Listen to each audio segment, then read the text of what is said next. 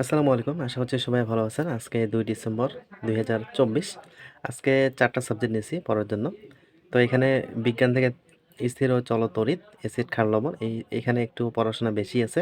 তারপরে কম্পিউটার, দৈনন্দিন জীবনের তথ্য প্রযুক্তি। এখানে তথ্য প্রযুক্তির ম্যাটেরিয়ালগুলা একটু ভালো করে পড়তে হবে। এই ২ টাতে একটু সময় লাগবে। তারপরে ইংলিশ থেকে অ্যাপ্রোপ্রিয়েট প্রিপোজিশন প্লাস ব্যাকরণ থেকে কারক, বিভক্তি। মোটামুটি আজকে সবগুলো টপিকই একটু কঠিন। এজন্য আজকে ৪ টা সাবজেক্ট নিয়েছি। আর যেহেতু মানসিক দক্ষতা অনেকটাই পড়া এগিয়ে গেছে, এজন্য ওইটাকে আজকে স্কিপ করলাম। তো চলুন শুরু করি। আজকে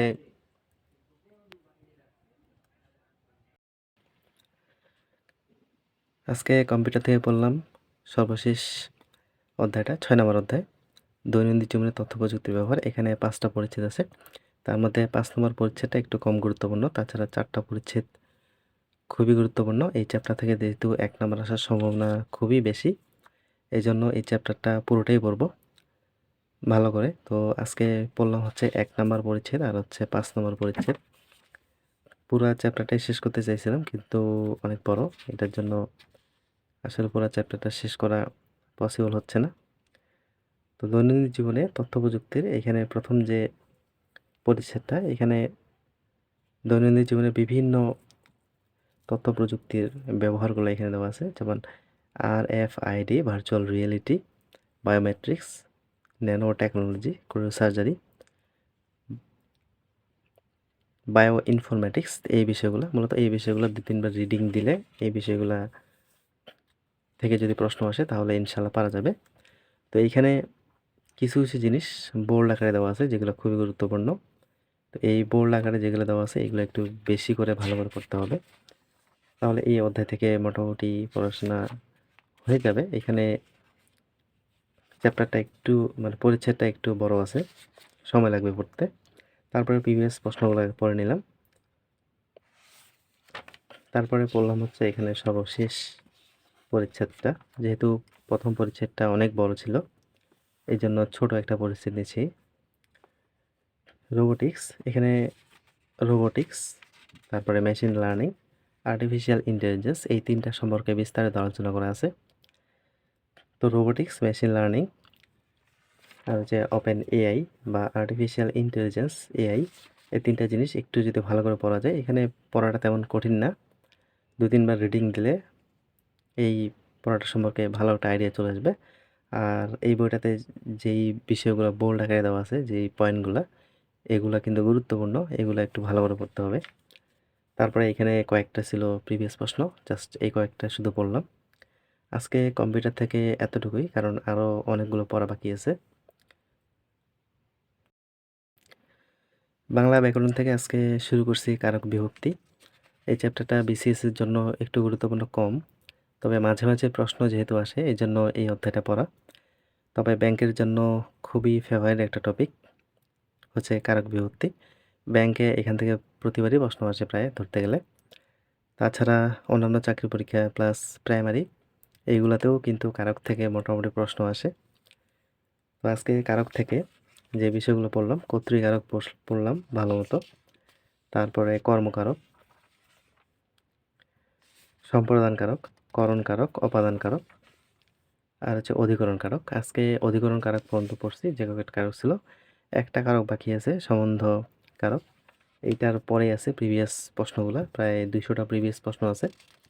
আজকে যেহেতু ওই টপিকগুলো একটু ভালো করে পড়ার জন্য সময় নিয়ে পড়ছি, এই জন্য আসলে পুরো চ্যাপ্টারটা শেষ করা পসিবল না একদিনে, যেহেতু নতুন করে পড়তেছি। এখানে প্রায় ২০০টা এমসিকিউ, আবার টাইপসগুলো একটু ভালো করে পড়া আসলে অনেকটা সময়ের ব্যাপার। এই জন্য আজকে এ পর্যন্তই পড়ছি। কালকে একটা টাইপস আছে, এইটা পড়ে আর হচ্ছে এখানে যেই প্রিভিয়াসগুলো আছে প্রায় ২০০টার মতো, এইগুলা শেষ করে নেব কালকে। আজকে বিজ্ঞান থেকে পড়ার জন্য নিয়েছিলাম ২টা টপিক, স্থির ও চলতরিৎ আর হচ্ছে অ্যাসিড ক্ষার লবণ। তো স্থির ও চলতরিৎটা পড়লাম, অ্যাসিড ক্ষারটা এরপরে পড়ব। তো বিজ্ঞান পড়াটা সবসময় কিন্তু কঠিন নন সায়েন্স ব্যাকগ্রাউন্ডের জন্য। তো বিজ্ঞানটা আজকে স্থির ও চলতরিৎ পড়লাম এখন। তো এই টপিকটা আসলে কতটা গুরুত্বপূর্ণ, এখানে প্রিভিয়াস প্রশ্নগুলো যদি দেখা যায় তাহলে আসলে বোঝা যায়। এখানে প্রিভিয়াস প্রশ্ন থেকে প্রায় 6-7টার মতো প্রশ্ন আসছে জাস্ট শুধু এই টপিকটা থেকে। তো এখানে যেই বিষয়গুলো থেকে প্রশ্নগুলো আসছে সেটা হচ্ছে যে সুপরিবাহী, অর্ধপরিবাহী, তারপর হচ্ছে অপরিবাহক, এই বিষয়গুলো একটু ভালো করে পড়ে নিলাম, কারণ এইগুলা থেকে প্রশ্ন আসার সম্ভাবনা খুব বেশি। তারপরে এইখানে বিভব পার্থক্য, তড়িৎ চালক, তড়িৎ প্রবাহ, সমবাহ ডিসি বা ডিসি প্রবাহ, এই বিষয়গুলো একটু ভালো করে দেখলাম, কারণ এসি ডিসি পার্থক্য বা এসি ডিসি সম্পর্কেও কিন্তু প্রশ্ন আসার সম্ভাবনা আছে। তারপরে তড়িৎ ক্ষমতা ও শক্তি, এখান থেকে বৈদ্যুতিক ক্ষমতাকে পি দ্বারা প্রকাশ করা হয়, মানে এখানে যে সূত্রটা আছে সূত্রটা থেকেও কিন্তু প্রশ্ন আসার সম্ভাবনা আছে। এই জন্য এখানে সূত্রটা ভালো করে মুখস্থ করে নিলাম। তারপরে বিভব বা ভোল্টেজের এখানে কিছু গুরুত্বপূর্ণ তথ্য দেওয়া আছে, এগুলোও কিন্তু গুরুত্বপূর্ণ, যেগুলো সবচেয়ে বেশি বেশি গুরুত্বপূর্ণ এগুলো কিন্তু হাইলাইটস করে রাখছি। তারপরে রোধ থেকে কিন্তু প্রশ্ন আসার সম্ভাবনা খুবই প্রবল। তো এখানে ওহমস লটা আছে, ওহমস লটা একটু ভালো করে পড়ে নিলাম, কারণ ওহমস ল থেকে প্রশ্ন আসার সম্ভাবনা আছে। তারপরে রোধ সংশ্লিষ্ট কিছু গুরুত্বপূর্ণ কথা, এখানে কিছু গুরুত্বপূর্ণ কিছু তথ্য দেওয়া আছে, এই ইনফরমেশনগুলো থেকে কিন্তু প্রশ্ন আসছিল 2টা। তারপরে ফিউজ, সার্কিট ব্রেকার, এগুলো পড়লাম। বৈদ্যুতিক যন্ত্রপাতি, তো কিছু বৈদ্যুতিক যন্ত্রপাতি আছে, যন্ত্রপাতির কাজগুলো ভালো করে জানতে হবে। এখানে অ্যামিটারের সাহায্যে বর্তনীর তড়িৎ প্রবাহ সরাসরি অ্যাম্পিয়ার এককে পরিমাপ করা হয়। জাস্ট এতটুকু ইনফরমেশনই এখানে জানলেই হবে। এখানে গ্যালভানোমিটার আছে, ammeter, voltmeter, ohm meter, multimeter, তো এই মিটারগুলো কাজগুলো জানতে হবে শুধু। তারপরে বৈদ্যুতিক বাল্ব, তড়িৎ চুম্বকীয় আবেশ, বৈদ্যুতিক জেনারেটর বা ডায়নামো থেকেও একটা প্রশ্ন আসছিল, এটা গুরুত্বপূর্ণ। তারপরে আছে transformer, IPS, UPS, voltage stabiliser, তো এই বিষয়গুলো একটু মোটামুটি ভালো মতো পড়ছি। তারপরে এখানে প্রায় 7টা প্রশ্ন আছে, 35 থেকে 44তম বিসিএস পর্যন্ত, যেগুলো রিসেন্ট টাইমের বিসিএস। তো এই জন্য এই টপিকটা খুবই গুরুত্বপূর্ণ।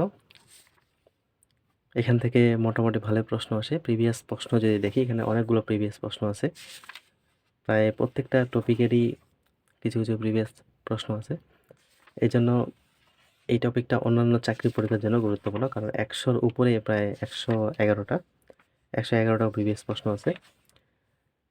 তো স্থির ও চল তড়িৎ চ্যাপ্টারটা খুব গুরুত্ব দিয়ে পড়তে হবে। আজকে এটা এখন পর্যন্তই, এরপরে শুরু করব হচ্ছে অ্যাসিড, ক্ষার, লবণ। আজকে বিজ্ঞান থেকে আরেকটা গুরুত্বপূর্ণ টপিক বললাম, সেটা হচ্ছে অ্যাসিড, ক্ষার, লবণ। এখানে অ্যাসিড, ক্ষার, লবণ সম্পর্কে বিস্তারিত তথ্য দেওয়া আছে। আশরাফুল সায়েন্স ককটেল প্রিলি বইটা থেকে মূলত পড়তেছি। বিজ্ঞানের জন্য এই বইটা মোটামুটি ভালোই, এখানে অনেক সুন্দরভাবে সাজায় গুছিয়ে দেওয়া আছে। ক্লাস 9, 10, 11-এর বই থেকেও অনেক তথ্য দেওয়া আছে। তো এখানে অ্যাসিড, ক্ষার, লবণ 3টা টপিকই গুরুত্বপূর্ণ। এখানে কিছু অ্যাসিডের বিস্তারিত দেওয়া আছে, তারপরে কিছু নির্দেশক দেওয়া আছে, দুর্বল অ্যাসিড, শক্তিশালী অ্যাসিড, এই বিষয়গুলো ভালো করে একটু জানতে হবে। তারপরে পিএইচ আর হচ্ছে ক্ষারক, এইখান থেকেও কিন্তু প্রশ্ন আসছে বিগত বিসিএসে। তো এই জন্য চ্যাপ্টারটা মোটামুটি ছোট আছে, পুরো চ্যাপ্টারটাই গুরুত্বপূর্ণ। তারপরে আছে লবণ। তো এখানে যে কয়েকটা টপিক আছে মোটামুটি ভালো করেই বললাম। তারপরে এখানে 35 থেকে রিসেন্ট পর্যন্ত প্রায় 3টা প্রশ্ন আসছিল। তারপরে অনেকগুলো এখানে প্রিভিয়াস কোশ্চেন আছে, সবগুলো পড়ে নিলাম। চ্যাপ্টারটার গুরুত্ব অনেক বেশি, এখান থেকে প্রশ্ন আসার সম্ভাবনা আছে, তার জন্য মোটামুটি ভালো করেই পড়ছি অধ্যায়টা। মাস্টার বই থেকে অ্যাপ্রোপ্রিয়েট প্রিপোজিশন পড়তেছি। আইয়ের আগে পর্যন্ত পড়া হয়েছিল, তারপরে একটা মোটামুটি গ্যাপ পড়ে গেছিল, আজকে আই থেকে শুরু করলাম। তো সামনেরগুলো রিভিশন যখন দিব তখন সব কিছু ঠিক হয়ে যাবে। এখন আপাতত হয়তোবা অনেক কিছুই ভুলে গেছি সামনের প্রিপোজিশনগুলো।